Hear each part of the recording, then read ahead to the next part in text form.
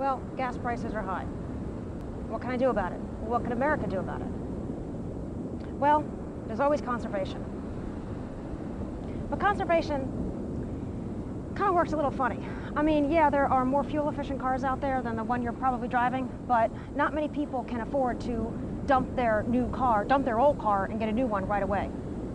You have conservation in the short term and conservation in the near term. Conservation in the short term works, I mean, like I said, not everybody can afford to go out and buy a new car or a more efficient airplane or a more efficient furnace. So conservation in the short term tends to work more like you change your methods, your practices. Maybe you drive to the store less, or maybe if you're a trucking company, you idle your truck less, or if you're an airline, maybe you taxi on one engine instead of 2 or 3 or 4. Conservation in the long term, of course, works a little bit differently, because at that point, if it's time to change out the engine, it makes sense to go ahead and get one that's more efficient.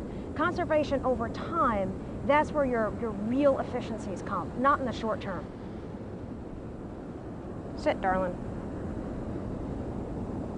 But the thing about conservation is it has some downsides. First of all, America is a pretty productive country, so if we do less, we make less. If we use less fuel, we tend to be less productive. I mean, what are you going to do? Not go to the grocery store to conserve gas, or you're not going to go to work to conserve gas? One of the statistics that really annoys me that a lot of environmentalists use is that the U.S. has 5% of the population and we use 25% of the world's energy supply.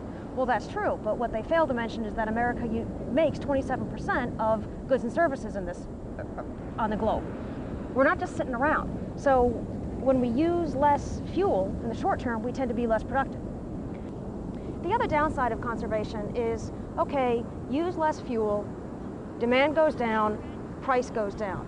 Well, what happens when the price goes down? People start to use more gasoline. The price goes up.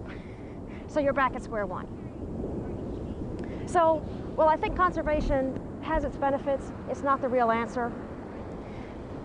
Our use of energy is not what is the sole reason for driving up the prices. And next I'm going to talk about government regulation, what I believe to be the real source of the gas price increases.